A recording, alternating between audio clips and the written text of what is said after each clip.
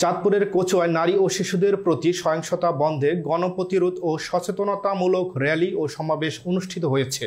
মঙ্গলবার কচুয়া উপজেলা প্রশাসনের আয়োজনে সচেতনতামূলক র্যালিটি উপজেলা পরিষদ চত্বর থেকে বের হয়ে কচুয়া হাজীগঞ্জ গৌরীপুর সড়ক প্রদক্ষিণ শেষে বিশ্বরোড এলাকায় সমাবেশ মিলিত হয়।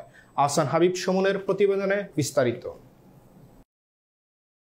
নারী ও শিশুর প্রতি সহিংসতা বন্ধে গণপ্রতিরোধ সমাবেশে প্রধান অতিথির বক্তব্য রাখেন চাঁদপুর জেলা প্রশাসক মোহাম্মদ মোহসেন উদ্দিন।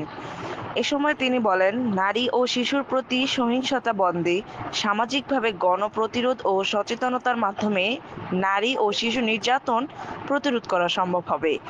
আমি প্রত্যেক জুমা মসজিদের ইমামকে বলবো, অন্যান্য ধর্মীয় আলোচনার পাশাপাশি খুতবায় শিশু ও নারী নির্যাতন বিষয়ে আলোচনা করবেন এবং স্কুল ও কলেজের শিক্ষকদের বলবো, আপনাদেরও শিক্ষার্থীদের সচেতন করতে হবে।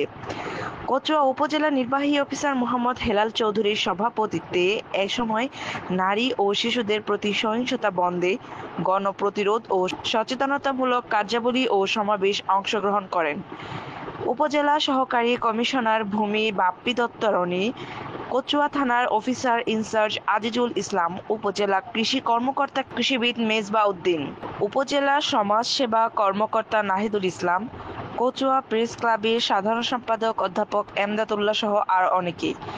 এছাড়া নারী ও শিশুদের প্রতি সহিংসতা বন্ধে গণপ্রতিরোধ ও সচেতনতামূলক কার্যাবলী ও সমাবেশ জগৎপুর একতা বন্ধন যুব সমাজ কল্যাণ সংগঠনের সভাপতি আল হাসান নাহিদের নেতৃত্বে সংগঠনের সকল সদস্যসহ অংশগ্রহণ করে।